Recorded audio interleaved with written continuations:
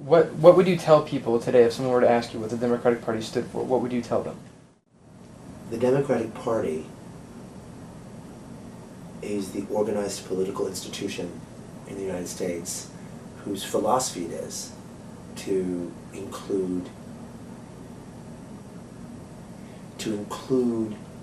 everyone in the political process towards opportunity. Opportunity is sort of the hope that is held out to us from the time we're very little. When we say the Pledge of Allegiance, we sing the Star-Spangled Banner about what the country's values, its foundational values are. And the Democratic Party is the only formal organized institution sort of in the chambers of power that works to achieve those promises for everyone. And that's the big difference, because by contrast we see Republicans working for that, for a subset, those who are privileged, those who have money. And while they might give lip service, in actuality their policies are a disservice to most Americans.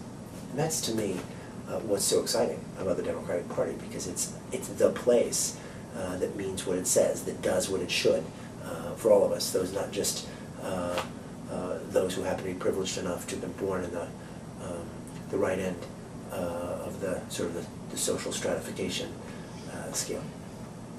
I'm an independent, just so you know, so I don't have any political party. Completely independent. That's fine.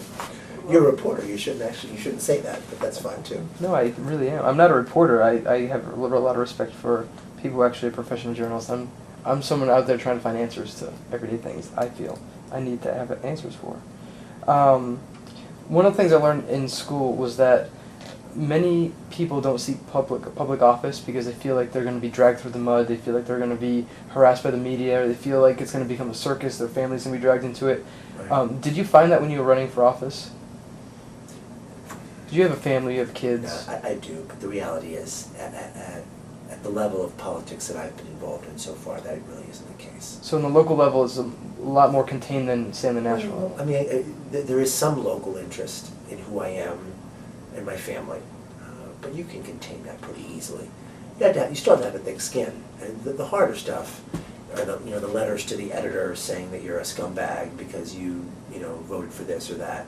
That's the hard stuff. Just stop reading. I just don't read the local papers anymore, the small town papers in my district, because you just don't want to.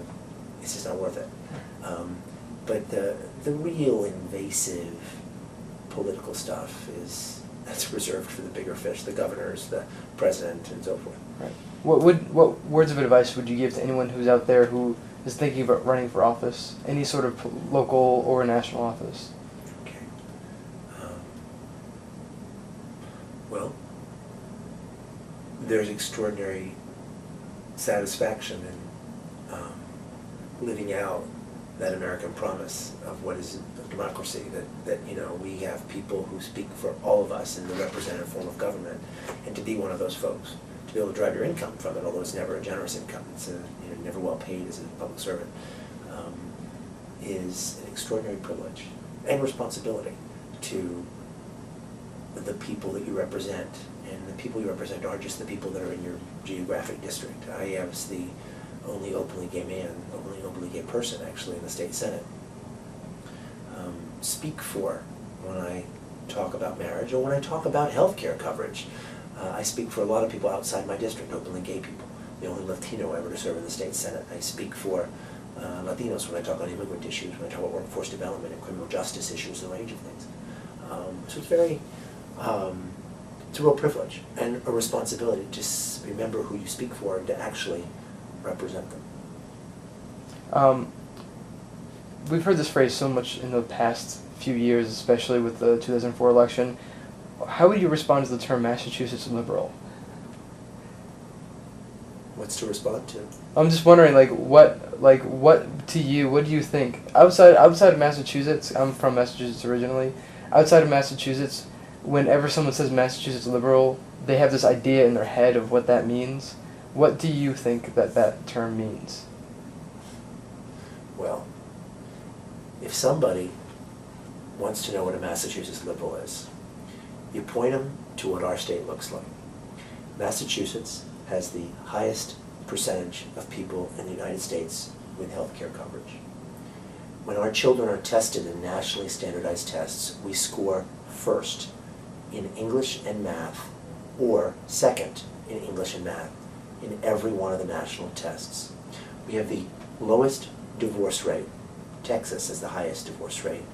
By any social indicator, we're doing better than pretty much everywhere else.